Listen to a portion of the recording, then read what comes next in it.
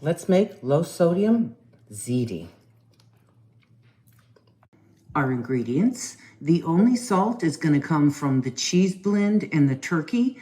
The turkey has about 100 milligrams per serving, and I got fresh Parmesan cheese, so it only has 35, and low-fat mozzarella. So it's going to keep us down under 200 for the whole meal. Let's get started. So we have our ground turkey cooking. In the pot next to it, I have the pasta. Now, I do not add salt when I'm cooking my pasta because I don't see a taste difference, and it helps me eliminate salt.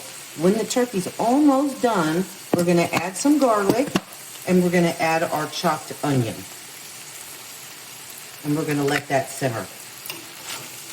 We're going to add some Mrs. Dash garlic and herb no salt seasoning blend. I'm putting in probably about 2 tablespoons. And then we're going to add some Italian seasoning, probably about 2 tablespoons of that too. We want to give it a good flavor because the tomatoes that we're using in the tomato sauce has no salt. So we need to zip up the flavor when we merge them together. And next we're going to add in 16-ounce can of diced tomatoes and 3 8-ounce cans of tomato sauce.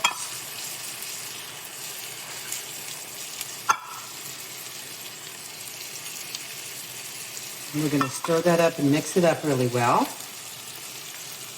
The key to this is to make sure you let all the flavors simmer so that it doesn't taste just like tomato sauce.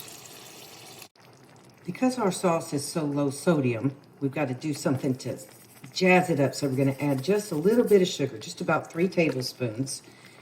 And that's going to give it a little bit of a better flavor. Okay, so we cooked our pasta and we drained it and re-added it to the pan. Now we're going to fold in our sauce.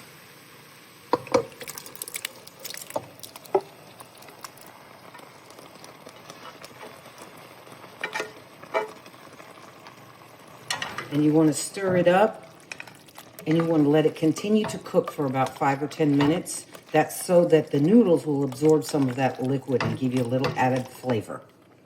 You could do this in the oven or on the stove. I'm choosing the stove because I don't want to dirty a third dish for no reason. We're going to add in about 1/2 cup of reduced sodium mozzarella.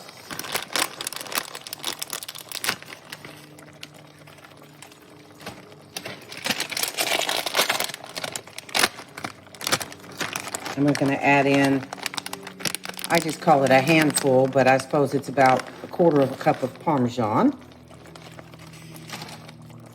And we're going to stir that together.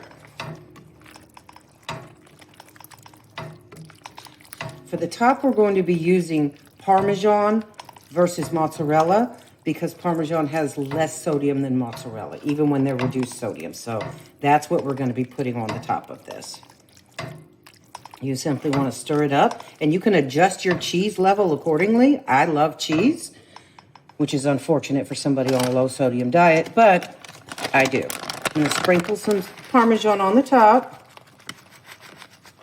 just a little bit, and we're going to let it cook until that melts, and then we're ready to eat.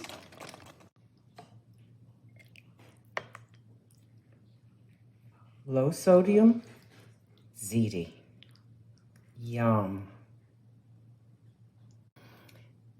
Visit my food blog for the recipe and more.